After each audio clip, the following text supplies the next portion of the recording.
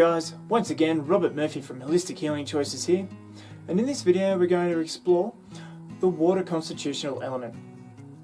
So once again looking at what makes up the element, going through the organs, the emotion, the sound, the sense, the odour, some of the personality traits and some of the gifts of the water element. So to kick things off, organs. Starting with the yin organ, the kidney. The kidney is useful for filtering toxins out of the blood, as well as directing nourishing materials and minerals to where they need to go. Metaphysically, this means that there can be pressure in life, as the kidneys rush all that fluid out and in and out and in. So when your kidneys are under pressure, you'll more likely feel pressure in life as well. It's also said that the Chinese believe that the kidney is said to be the storehouse of our life force, and that life force decreases as we age. So the kidney qi is a finite sort of resource. It will decrease with age. Now looking at the bladder, which is a yang organ, is basically used to store liquid before eliminating it from the body. The Chinese believe that the bladder is a storehouse of emotions, and as such, if we're having problems with urination, that can lead to problems with emotions, either letting things go or holding on to it as an irritation with a certain emotion. Emotion. Fear is a predominant emotion for the water element, which is blue.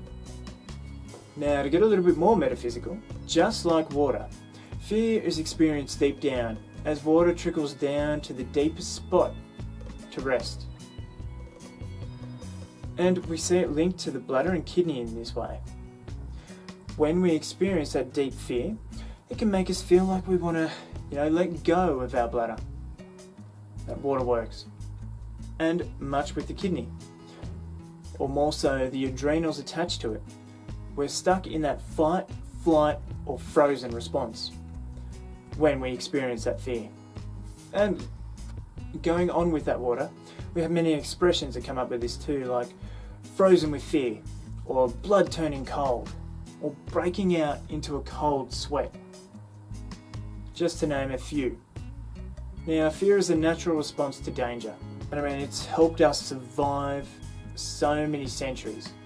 However, there becomes an extreme when this emotion doesn't help us, when we start to get frozen by fear, or that fear weighs us down and holds us back in life, where we're too afraid to actually step out and do anything. And it impacts on that normal functioning. On the other extreme, much like what's on my shirt here, we have the lack of fear, where you throw yourself headlong into things, take more risky behaviour, base jumping, motorbike riding, and flipping and all that sort of stuff. You're willing to do anything and everything, and stand up to anything, which can be useful in some instances, but in others not so useful, especially if they've got a gun pointed at you or something like that. So you have the two extremes of fear there. Sound. The sound of the water is groaning. So if you've ever met somebody who always sounds, or who always groans and sounds like they're complaining or whinging about something, or sounds like they're in a deep stress or strain, then they may be a water. Of all the sounds, this one has the least modulation in the tone, as all the inflections have been flattened,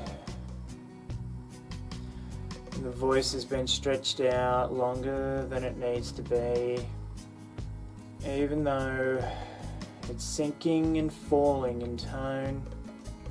You can often hear the fear in the voice as well, as if they're predicting something bad will happen. Odour. The odour of the water is putrid. When this person is in good health, it's only a slight and resembles the smell of fresh water. When they're in ill health or out of balance, It can start to smell like that urine sort of smell, or pond that's going off, or even ammonia. Sense. The sense for the water element is hearing. Now, this lends itself once again to that fear in the aspect that it's a sense of rapid response. So with the other senses, there's a bit more of a delay, but hearing we can hear instantly in 360. You don't have to look towards it, but if you hear footsteps behind you, you get into that mode. Now, it doesn't mean that the water is a good listener, as the case may be. They can do so if they consciously want to be though, or they're in balance. Now, the conditions that can affect the ear and the hearing when the water is out of balance is stuff like tinnitus. They get that constant ringing in the ears, hearing loss, they can have ear infections, and even some slight dizziness when the ear is affected. Personality traits. The water person is a thinker. They're the ones that come up with the ideas of the world, and they're patient, and they listen, and they wait, and they enjoy solitude so they can sit and think. They are committed to their beliefs. Now, what happens when these people are out of balance is they can cut themselves out of the world, or be perceived to be being cut out of the world. They can be withdrawn, isolated, cynical, or suspicious of other people as well, leading all into that fear. And it's almost hateful, like, oh, that person is so cynical, or, you know, they don't even like me. That sort of hate. There's also the habit of, when they get talking about things that they fear, they'll talk about one. So let's say, for instance, being poor. Oh, you know, my job doesn't earn enough money, it's da-da-da-da-da-da. The other person comes in, but you still have enough money to live. Oh, yeah, but what if I lose my job? They're very good at switching, so they always have something to fear. When they are in balance though, they have a lot of energy in the kidney. They can be like the Energizer Bunny, keep going and going and going. So they can be self-sufficient, and they can persevere, and they have that survivor mentality. And once again, when out of balance, they can have that hypochondriac sort of syndrome and take things out of proportion and lose a lot of trust in others. Gifts of the water. Knowing and not knowing. When in balance, the water element is very good at knowing. They know what is happening and have a deep sense of that knowing. It's not a mental sort of thing, it's more of a gut instinct. Now, this isn't something that anybody can really put into words or write down, but it's just a deep knowing. And with not knowing, the water element never takes anything for granted, including safety, as there are no certainties. With this in mind though, it leads itself into knowing. As the more we realise we don't know, the more we actually know. Power. Like water, the water element are able to call upon massive amounts of force when needed. The power that we're talking about here is like an extra fuel tank. Now, this stems from those adrenal glands, as we were talking about once again. Stillness. Once again, water element constitution people can become very still when in balance. They can just sit and reflect. So this helps a person rest and restore. Trust. Now, trust is a very touchy subject for the water element.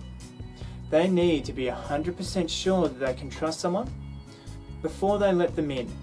They need to make sure that they are safe and that their trust is earned. Wisdom. Wisdom comes from that fear, and what we learn from that fear. With wisdom, we can be empowered and stand firm against the unknown. Will. When talking about willpower in this instance, it's not that steadfast ego sort of willpower that needs a lot of effort to keep up with, but rather a force that underpins all of life. This is more the will to live. When we look at this power of will, this is like those people being a big, strong, immovable object. So, that's some of the personality traits and characteristics of the water constitutional element. Do you know a water? Are you a water? What parts of the water show up for you?